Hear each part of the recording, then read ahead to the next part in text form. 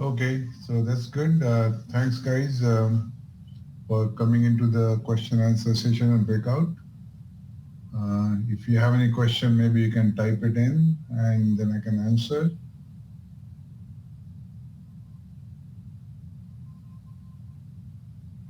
I'm assuming you can see me also.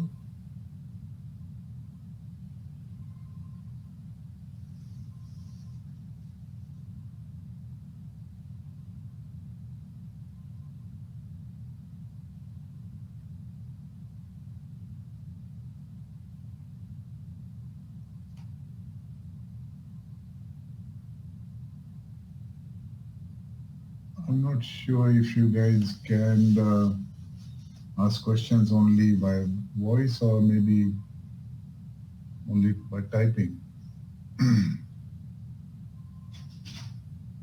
So I see Rob, I see Mark and Victoria and Andreas.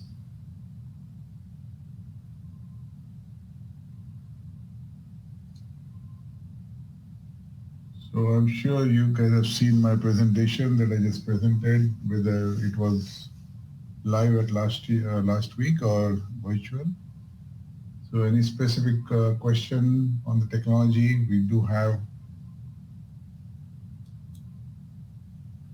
the chip available now and boards and a couple of systems are there. Okay, maybe type the questions, I can see that.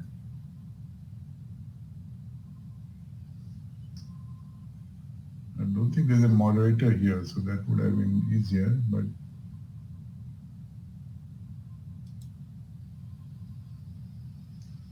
okay, I see more people joining.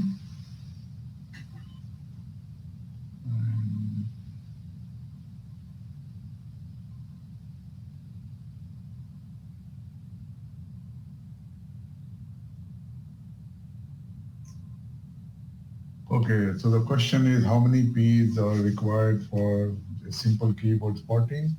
So typically the standard Google command does take about 7 NPEs, and we actually can do that. I have it in my presentation.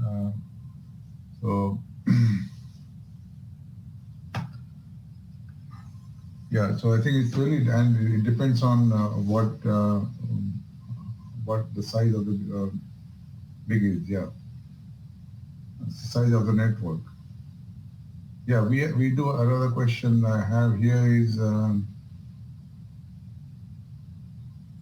we have EU. Yes, we do have EU operations. We have a design center in France, Toulouse, where a lot of our software development is done, and also a neural network algorithm verification and development.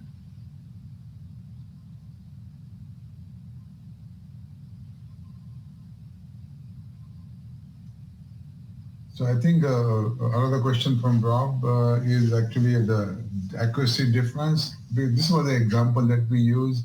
Typically CNNs, because you are using back propagation and other things, will actually give you slightly better accuracy than normal SNN, but that can be, you can play with the network and get to the level that you want, but there'll always be a couple of % difference between a native SNN and CNN, and you can now create some synthetic data. You can actually create some additional rejection ratios, samples kind of thing. We really do that. I'm not sure whether you can get to the same level of accuracy in both, but I think that depends on your application also. I hope I answered that question.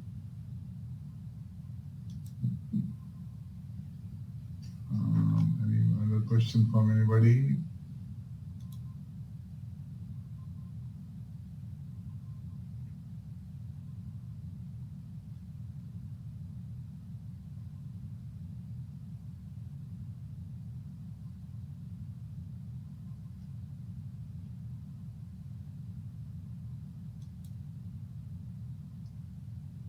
Actually, one of the differences that I would say we have is we can actually let you take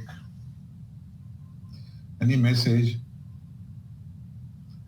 any network that you have, And you can go through our TensorFlow chaos solution, the MetaTF, and convert that into a neuromorphic, and we actually hide all the difficulty. Sorry.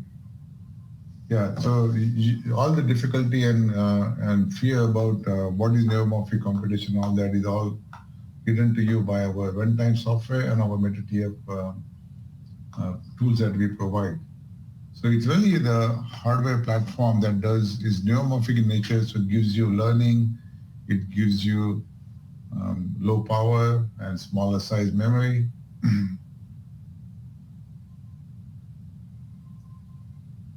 There's another question, number 8, from Jehun Hugh. Is a good ratio estimate of weight sizes when CNN to DNN are converted to SNN? Actually, the weights, we don't really do anything to the weights. We actually keep the same number of parameters, but we actually reduce them to 4 bits or 2 bits. So the number of bytes you need to really save weights will be less. Now, if you actually have a network that you can prune them and you reduce the weights and all that, that you can do in TensorFlow KOS. When we convert your CNN, we're not changing your weights, we're not changing your filters, we're not changing your parameters. That's what you did, whatever you did in your TensorFlow KOS, we preserve that. What we're doing is we will actually also do this. Suppose in your CNN, you were doing 100 million MAC operation, 8-bit MAC, to really get an inference for one frame.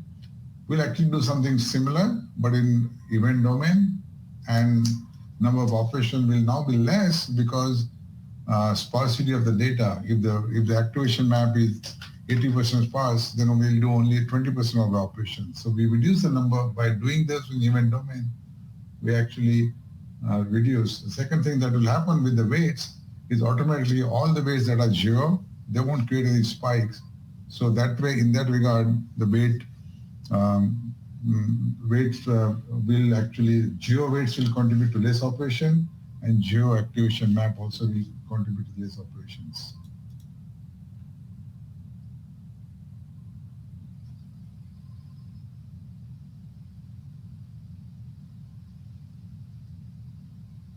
Okay.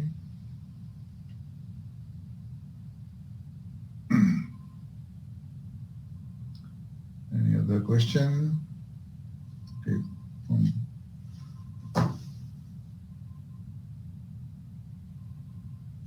Yeah, actually, once the accuracy and after doing the quantization training itself, you can do accuracy power latency trade-off. So let's say you take a network like keyword spotting or whatever, food detection, or you have a classification network. Now you can take that and you convert it once through MetaTF. If you're not happy with, because you might want to go and increase the number of bits in some intermediate layers to get better accuracy, you can go back and play with your TensorFlow KOS and MetaTF till you can do multiple iterations in that till you're happy. You can, so that will, at the end, when you're happy with your data set and with your accuracy for each layer, then you can save it. Typically on an edge device, you are basically classifying 8 or 10 objects, or maybe 4 or 5 detecting something. And even the on-chip learning actually helps you, because let's say if your ring camera, you want to add a couple more faces for identification, you can do that on the device itself. So it's really, MetaTF is as good, all the techniques that you can do in TensorFlow KOS for optimizing your network, those are still applicable. And after you're happy with those, then you convert and do a context aware training. Doing context aware training, you can actually use something called activity regularization that allows you to trade off accuracy for power and things like that, accuracy for operation. You can use those cases. You can also use techniques what people use for AutoML to optimize the network and find best possible network. But those are all, we allow you to do all those things in your in TensorFlow KOS.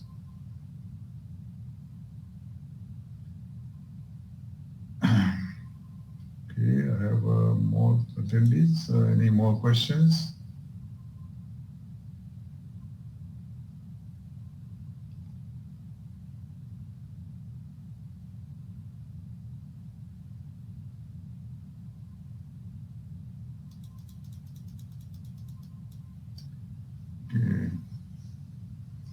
what about comparing different models to compare results? You mean, I did show you one example of a tactile sensor that actually created events directly. Now you can go about two different ways. If you take the data set and encode it go to a CNN way, you get definitely, I showed that you get a better accuracy, like 95% right off the bat without putting too much effort. And then you convert that to neuromorphic through MetaTF, and now you get but of course the power is higher because you're doing more operation, more parameters. While if you just learn directly from incoming spikes, the network, from what it learned, it created 89% accuracy. I'm sure we can move it up by putting more effort on it to another 2-3%. So for a specific example, you can compare different network and decide which way you want to go. If you really want to do, it will still be the CNN route for the tactile demo will still be low power, like I was showing 4.5 milliwatts for 94% accuracy.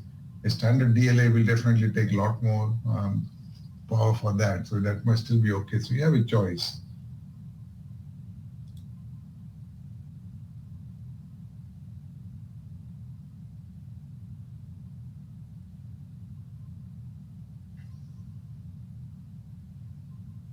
Okay, so I think there's another question from Andres saying, sorry, I think if you can send email again to Rob Telson or telson@brainchip.com, I'm sure they will respond back to you.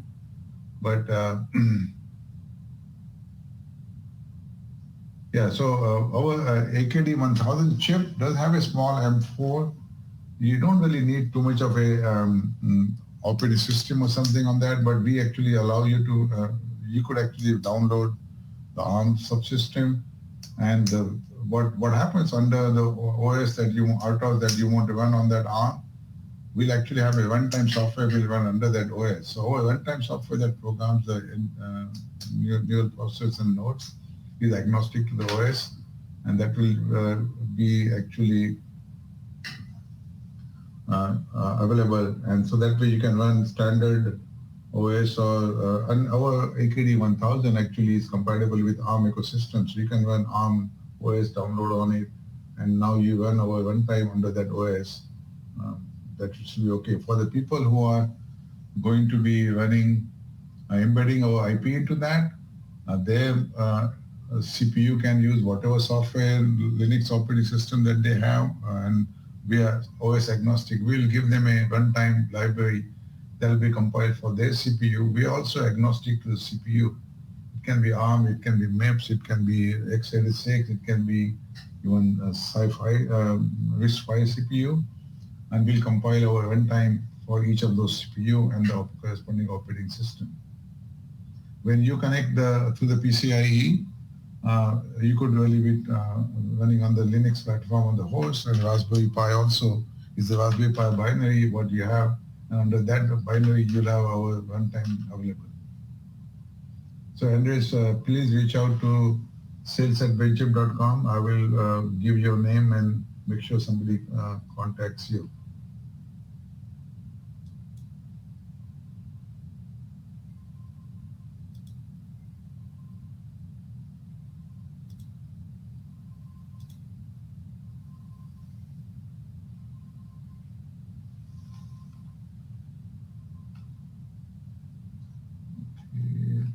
Questions?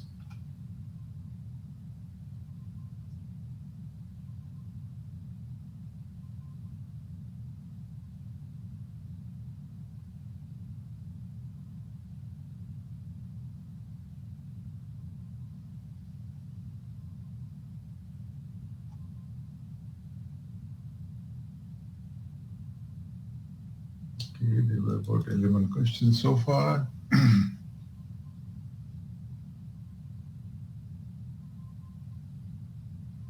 Okay, another question.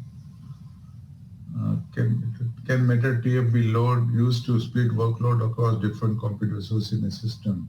Actually, not the MetaTF. What MetaTF does, it takes, let's say you have a larger network that can fit on a given node.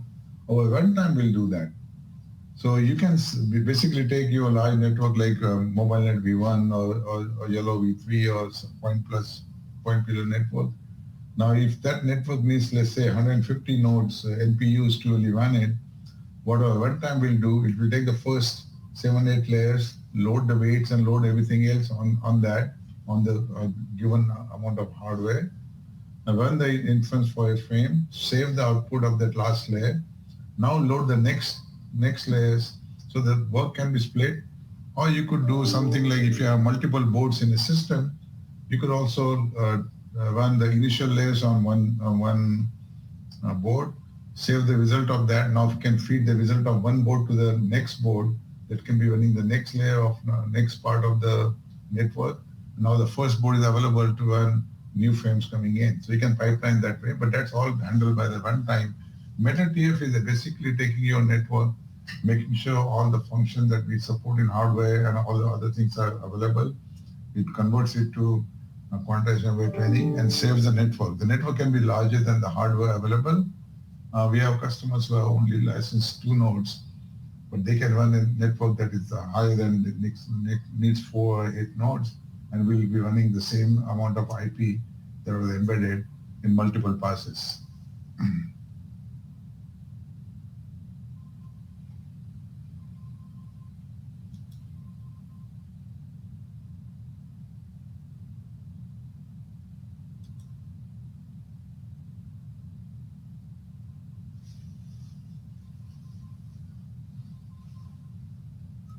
Okay, any other customers? Any other questions?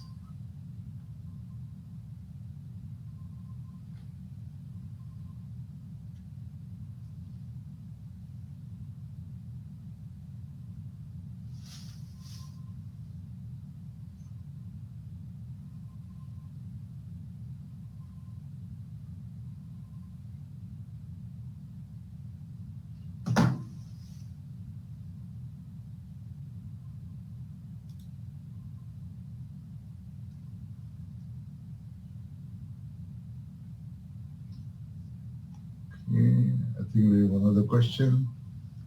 Yeah, multiple models in parallel. That is again a software runtime will take care of that. What happens is, let's say if you have 20 nodes, you could load a network on half of the nodes and let it run. Now, what will happen is you'll have to make the runtime, and your application will have to really also work with the runtime, and then the DMA will pick up samples for one network from the host memory and give it to that network. We'll have to play with the runtime a little bit, but that is possible to do, and the runtime will support that in the future. So you can have an audio detection, keyword spotting, some maybe a camera frame, all being running on the tree, and as long as you samples go to the, you can rearrange the samples in your host memory properly. That's at the application level, and you can now supply 3 different sensor data to 3 different networks, and you'll get results back again. So the DMA actually handles that. Each of the network asks for the DMA to bring in the first layer, and now the first layer goes to the next layer. That doesn't need it, that is automatic. So the first layer and the last layer is where first layer picks up the samples via DMA, process that, and the last layer dumps the results of whatever whether it was partial result or the final result, if it was a fully connected layer, that'll be dumped in the host memory again. And now your ARM4, your host CPU can interpret what was actually what was analyzed, and then you can actually do sensor fusion on that in that regard.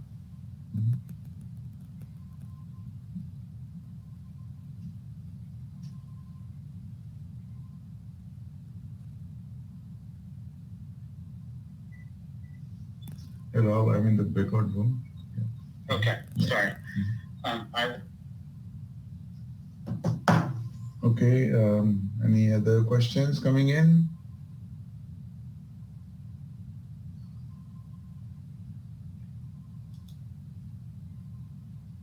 Okay, we have only 5 people now, from 15 down to 5, and been 20 minutes, so maybe time to If there are no other questions, I can probably end the webcast. You can always contact us at sales@brainchipping.com or Rob Tilson, or send email to me. My email is amankar@brainchip.com or rtilson@brainchip.com. Okay, there is another question, looks like, from Andres.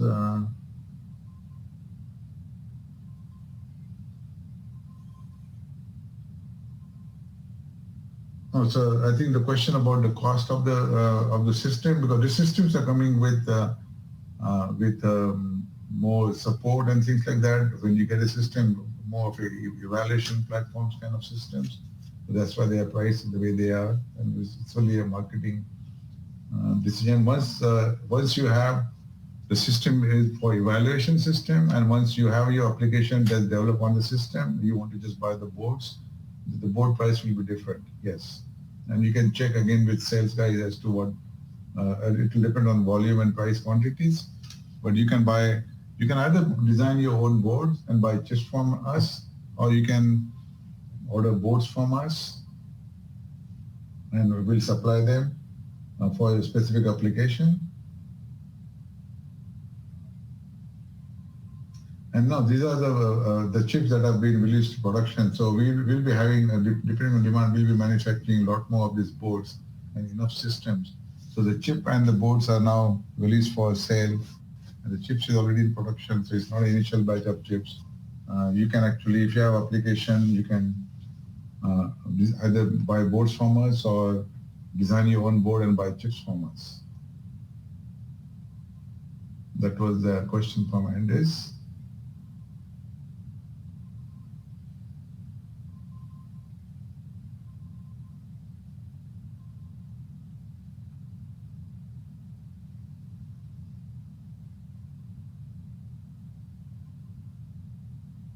Any other questions?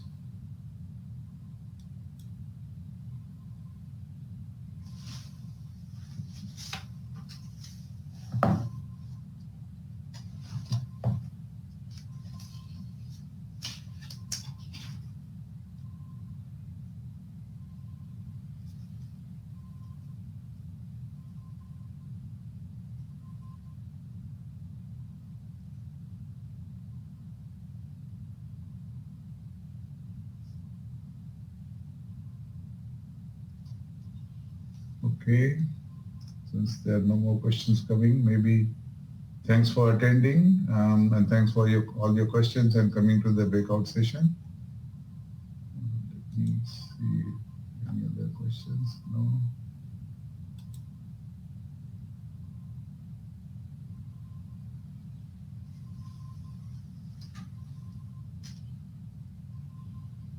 So Martin or Bob or Rio, if you have any other question, let me know. Otherwise, I'll probably end the webcast.